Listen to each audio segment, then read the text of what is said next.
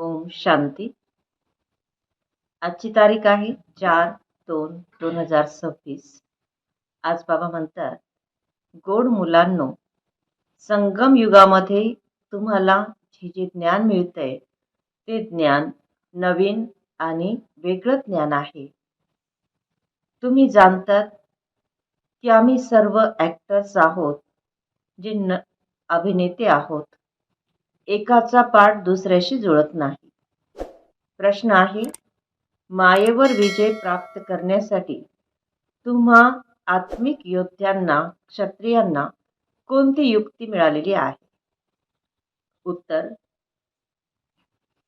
हे आत्मिक योद्धे, क्षत्रिय, तुम्ही सदैव श्रीमतावर चालत राहा. आत्म अभिमानी बनून बाबांची आठवण करा.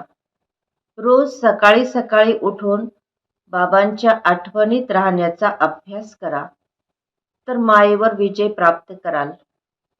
उलटे सुलटे संकल्प जे चालतात त्याच्यापासूनही तुम्ही वाचाल. आठवणीची ही खूप गोड युक्ती मायाजीत बनवेल. आजचं गीत आहे, जिसका साथी है भगवान उसे क्या करेगा आंधी और तूफान.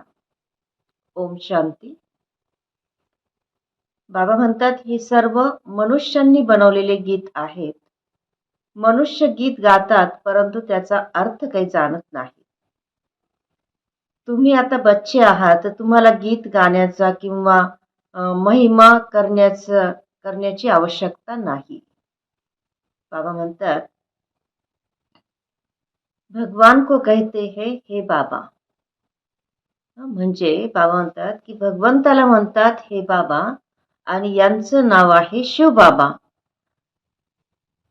जसे आपण आत्मे आहोत तसेच शिवबाबा आहेत. फक्त ते आहेत परम आत्मा, ज्यांना सुप्रीम आत्मा असं म्हटलं जातं. आपण त्यांचे बच्चे आहोत, मुलं आहोत. आपण आत्मे आणि ते परम आत्मा म्हणजे सुप्रीम सोल त्यांना म्हटलं जातं. त्यांचं निवासस्थान कुठे आहे, तर परमधाममध्ये. आपण सर्व आत्मे सुद्धा तिथेच राहणारे आहोत. सर्व ॲक्टर्स हे आत्मे आहेत, आणि आत्मा शरीराच्या द्वारे ॲक्ट करतात, म्हणजे कर्म करतात, पार्ट प्ले करतात. बाबा म्हणतात, तुम्ही जाणतात की नाटकामध्ये ॲक्टर्स जे असतात ते नंबरवार असतात. एकाचा पार्ट दुसऱ्याशी जुळत नाही, आणि प्रत्येकाला आपापल्या पार्ट अनुसार पगार हा मिळत असतो. तर हा जो बेहदचा ड्रामा आहे, सृष्टीचक्र आहे, तर ह्या ड्रामामध्ये सुद्धा उच्च ते उच्च एक बाबाच आहेत, शिवबाबा. ते उच्च ॲक्टर आहेत. क्रिएटर म्हणजे या नाटकाला रचणारे आहेत, आणि डायरेक्शन देणारे डायरेक्टर पण आहेत. बाकी सर्व आहेत हदचे ॲक्टर्स, डायरेक्टर्स. म्हणजे ह्या मोठ्या नाटकामध्ये जे छोटे छोटे नाटकं असतात, तर त्याच्यामध्ये जे ॲक्टर्स असतात, डायरेक्टर असतात, क्रिएटर असतात, तर ते हदचे आहे, म्हणजे लिमिटेड आहे. आणि ते नाटक किंवा त्यांनी जो काही पार्ट बजावला आहे तो सुद्धा या मोठ्या नाटकाचा एक भाग आहे.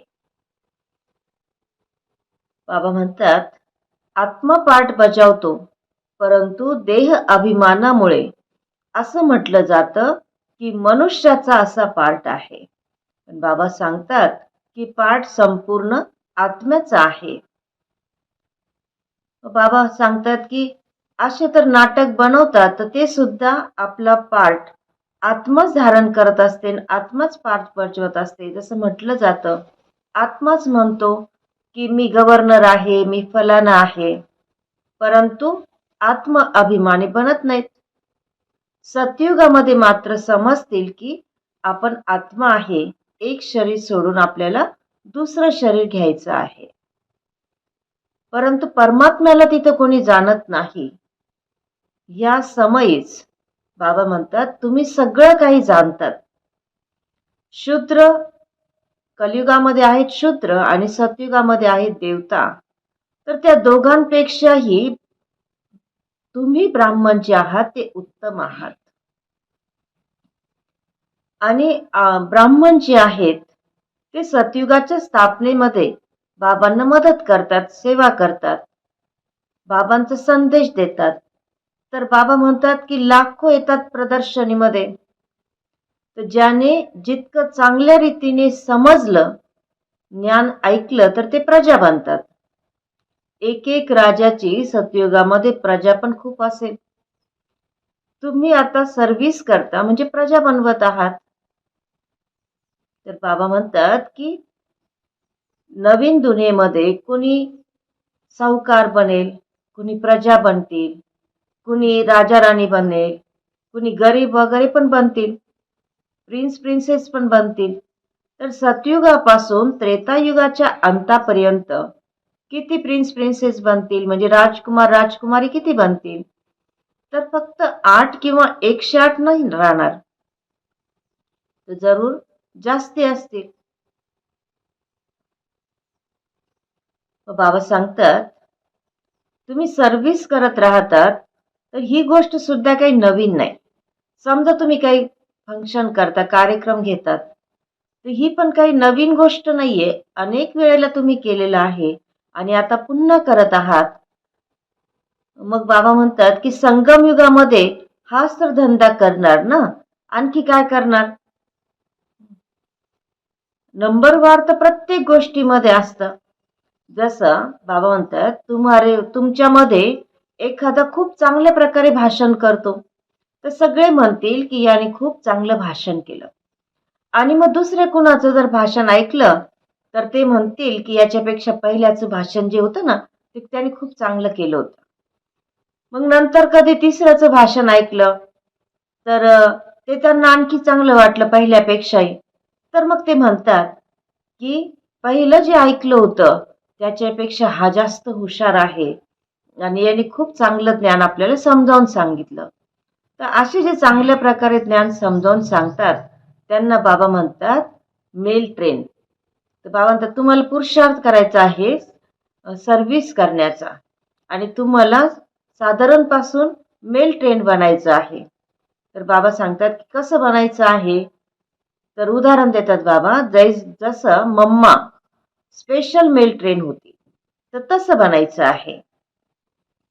तर बाबा म्हणतात की जितकं बाकी सर्व सेवा करतो, पण भाषण जी सेवा आहे तिला आज बाबांनी सांगितलं की मुख्य तर भाषण आहे. भाषण म्हणजे काय, तर कुणालाही बाबांचा संदेश देणं, ज्ञान समजावून सांगणं. तर बाबांनी उदाहरण पण सांगितलं. बाबांनी सांगितलं समजा कोणी एखादा व्यक्ती आहे आणि त्याला 5 मुलं असतील आणि कोणी जर त्यांना विचारलं की तुम्हाला किती मुलं आहेत, तर तो सांगतो की मला 2 मुलं आहेत. मग ते म्हणतात अहो तुम्हाला तर 5 मुलं आहेत ना. मग ते म्हणतात की सपूत 2च आहेत म्हणून 2च सांगितले. तसं बाबा बाबा काय म्हणतात की आपल्याला बच्चांना सुद्धा असं पुरुषार्थ करून प्रॅक्टिस करून आपल्याला सुद्धा सर्व्हिसेबल बनायचे, बाबांचा संदेश द्यायचा आहे. मग त्याच्यामध्ये बाबांनी आज सांगितलं की ये डॉक्टर निर्मला बच्ची बहुत अच्छी है, बहुत प्रेम से लौकिक बाप को समजाय सेंटर खुलवा दिया. म्हणजे डॉक्टर निर्मला दीदी होत्या, तर त्यांनी खूप प्रेमाने त्यांच्या लौकिक पित्याला ज्ञान समजावून सांगितलं आणि सेंटर खोलायला लावलं. तर असं करून बाबा म्हणतात की तुम्ही भारताला स्वर्ग बनवत आहात. भारताला नर्क बनवलं रावणाने आणि तुम्ही आता भारताला पुन्हा स्वर्ग बनवत आहात. बाबा सांगतात की एक सीता फक्त कैदेमध्ये नव्हती, तर तुम्ही सर्व आत्मारूपी सीता रावणाच्या कैदेमध्ये होता. बाकीचे सांगितले जातात त्या सगळ्या आहेत दंतकथा. मग बाबा सांगतात की ह्या समयी तुम्ही सर्वजण आत्मिक योद्धे म्हणजे क्षत्रिय आहात आणि लढाईच्या मैदानामध्ये जो जातो त्याला क्षत्रिय म्हटलं जातं. मग बाबा म्हणतात तुम रूहानी क्षत्रिय, म्हणजे तुम्ही कोण आहे तर आत्मिक क्षत्रिय आहोत, की जे पुरुषार्थ करतात, मायेबरोबर युद्ध करून स्वतःची स्थिती उच्च बनवतात. मग बाबा बाबा म्हणतात की हरिद्वार म्हटलं जातं. हरिद्वार म्हणजे काय, की हरी या शब्दाचा अर्थ होतो की जो दुःख हरतो आणि सुख देतो, तर त्याला म्हटलं जाईल हरी. आणि सर्वांचं दुःख हरून सर्वांना सुख देणारे एक बाबाच आहेत, आणि म्हणून म्हटलं जातं हरिद्वार. परंतु माहित नाही की खरं हरीचं द्वार कोणतं आहे. तर ते समजतात की कृष्ण, परंतु खरं हरीचं द्वार आहे शिवबाबा, की जे सर्वांचं दुःख हरतात आणि सर्वांना सुख देतात. मग बाबा म्हणतात की तुम्हा सर्व आत्म्यांना पुरुषार्थ करून अगोदर घरी जायचंय, आणि घरी गेल्यानंतर तिथली स्थिती कशी आहे, तर बाबांची गादी थोडी उंच आहे. म्हणजे सगळ्यात वरती बाबांचं स्थान आहे, आणि त्याच्यानंतर जे फूल बनणारे आहेत, फूल आहेत शिवबाबा, आणि नंतर खाली माळेमध्ये सुद्धा दाखवला जातो तो युगलदाना म्हणजे ब्रह्मा सरस्वती. आणि त्याच्यानंतर खाली जे येतात तर ते आहेत वैजयंती माला, म्हणजे ज्यांनी मायेवर पूर्णपणे विजय मिळवला ते विजय रत्न. आणि तेच मग काय बनतील, वैजयंती माला म्हणजेच नंतर बनते विष्णूची माला, म्हणजे विष्णूच्या राजधानीमध्ये येतात, विष्णूच्या गळ्याचा हार बनतात. आणि बाबा सांगतात की ते विष्णुपुरीमध्ये राज्य करतात. बाबांनी सांगितलं ब्राह्मणांची माळा बनत नाही.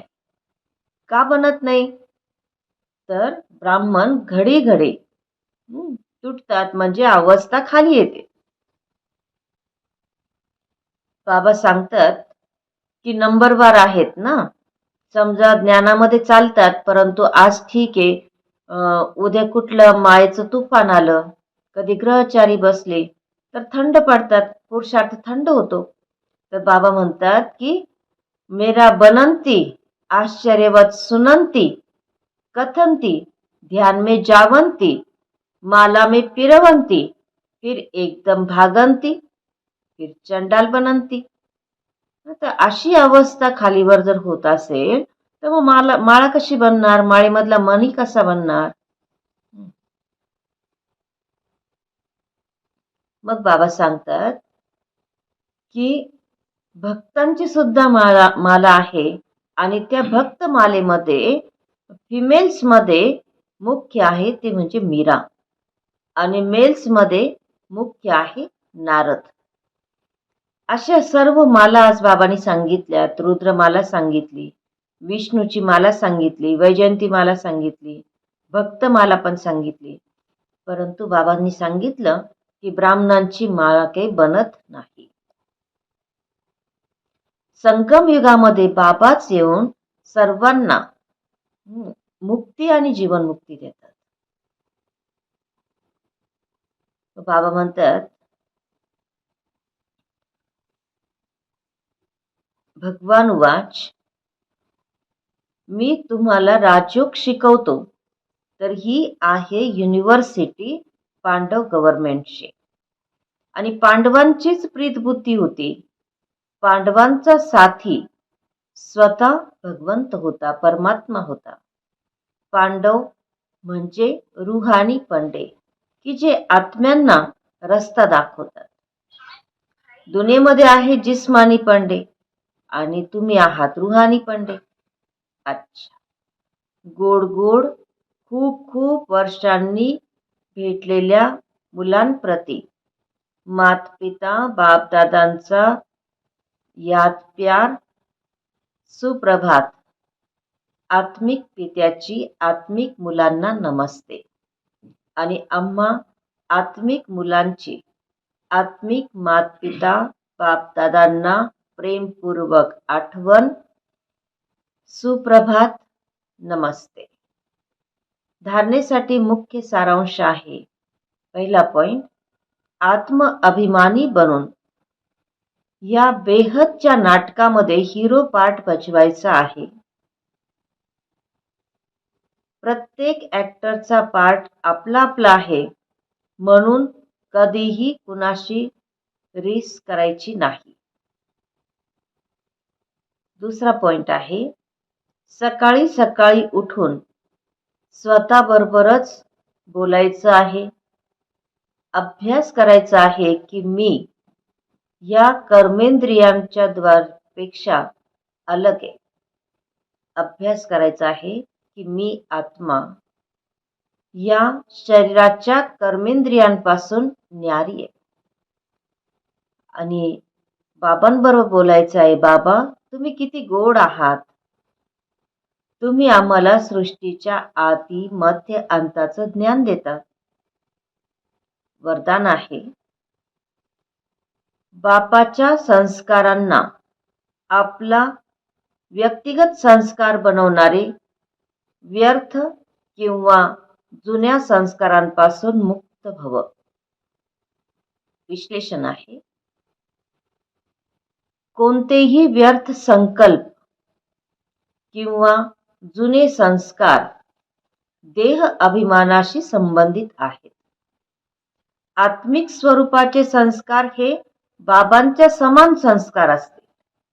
जसं बाप सदा विश्व कल्याणकारी आहेत, परोपकारी, रहीमदिल, वरदाता आहेत. असेच स्वतःचे संस्कार सुद्धा नॅचरल बनायला हवेत. संस्कार बनणं म्हणजे संकल्प, बोल आणि कर्म हे स्वतः त्याप्रमाणे चालणं. जीवनामध्ये संस्कार ही एक प्रकारे चावी आहे, की जसं एखाद्या खेळण्याला चावी दिली की ते स्वतः चालत राहतं. त्याप्रमाणे जीवनामध्ये संस्कार ही एक चावी आहे की जिच्याने संकल्प, बोल, कर्म स्वतः त्यानुसार चालत राहतात. मग मेहनत करण्याची आवश्यकता राहत नाही.